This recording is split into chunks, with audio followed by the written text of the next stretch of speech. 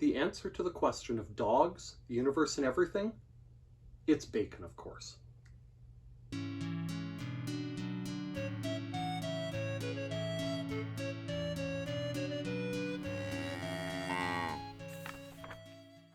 Hi everyone, I'm Jacob. I'm the CowHatLibrarian. And this was a fun one.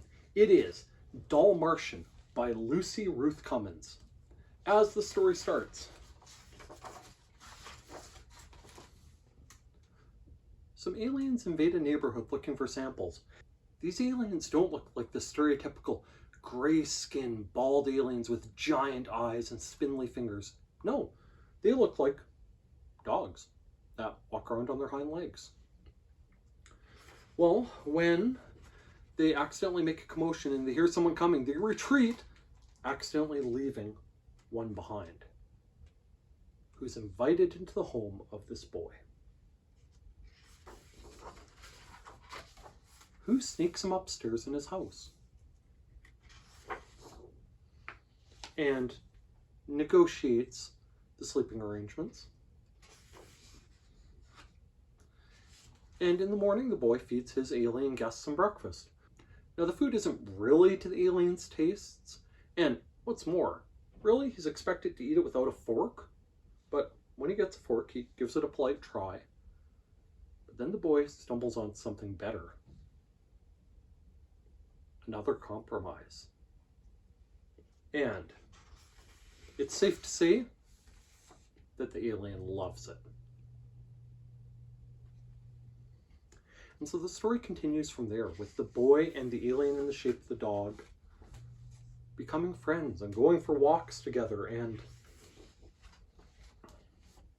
finding ways to discreetly feed him better food under the table every single day.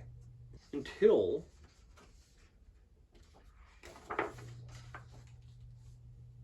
the alien ship returns and the alien leaves with his crew, leaving the boy quite sad. His friend's gone. He knew it would happen, that he wasn't from here, but he can't believe that he's just gone.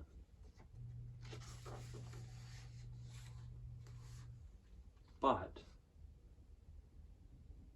the alien realizes that he sees that place as home now, and he turns the ship around, and by morning, he's back with the boy where he belongs. And they have a hilarious page at the end where they keep their business to themselves. And the boy lets the alien in the form of a dog use the toilet with the door closed to take care of business. So this was great. My kids and I absolutely loved it. So first off, the story is funny.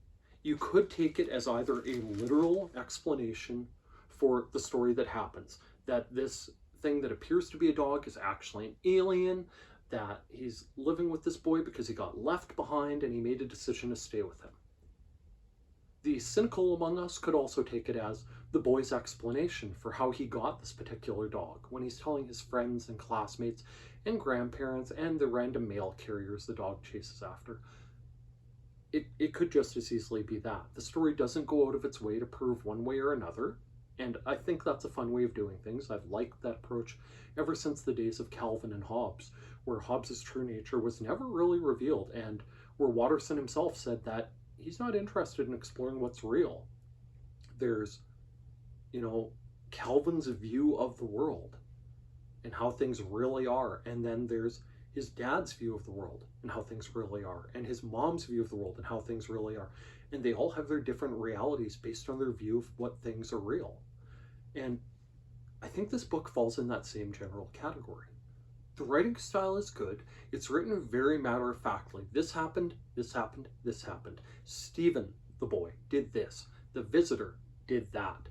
They responded to each other in this way. There's not a lot of thoughts and feelings. It's what you can see on the page is described in the text. And so in some ways, it's sort of like there's this third-party someone narrating this book, as almost as if they were observing the whole thing. Like if there was either another one of the visitors who secretly stayed behind to film what happened when one of them was left behind? I'm not sure. It didn't feel like an omniscient third-person narrative. It didn't feel like those standard styles. It's not distinctly written from the boy's point of view or the visitor's point of view. There's plenty of places where they show both of their sides of things being seen as weird by the other. So it's very interesting. I quite enjoyed the text.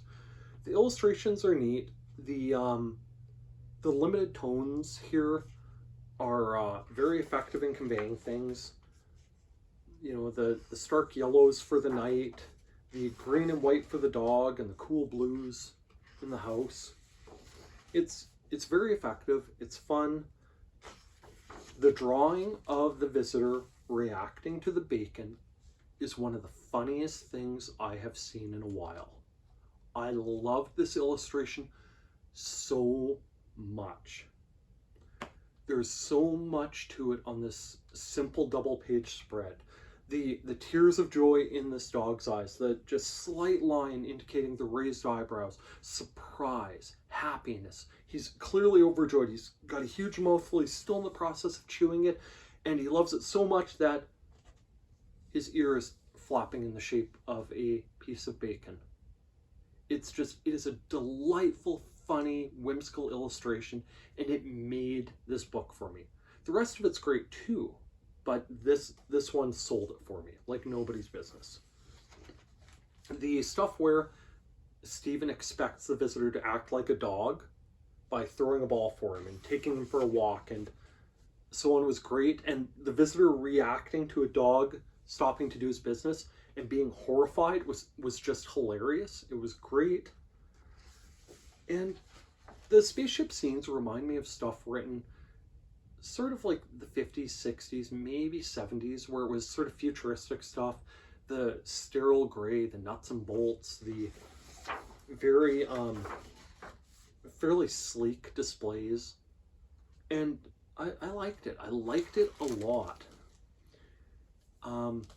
So for the bathroom reference elements, it might be fun to pair this with something like Bursting by Blabby, the author of the Bad Guys books. He recently did a picture book that was a lot of fun that I've recorded a video for and will be up on my channel shortly if it isn't already.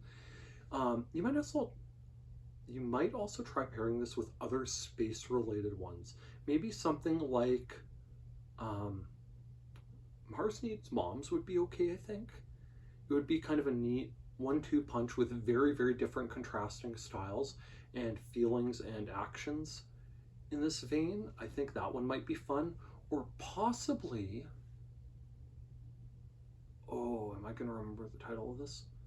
Possibly Robo Sauce, the book that explored people turning into robots and where the book had a cover that you flipped around to make the book transform at the end. That might make a nice pairing with this one too. But in the end, I really enjoyed it. Go borrow it from your public library. While I'm on that topic, if you use and appreciate the services offered by your public library, why not take just 1 minute and tell the powers that be exactly that?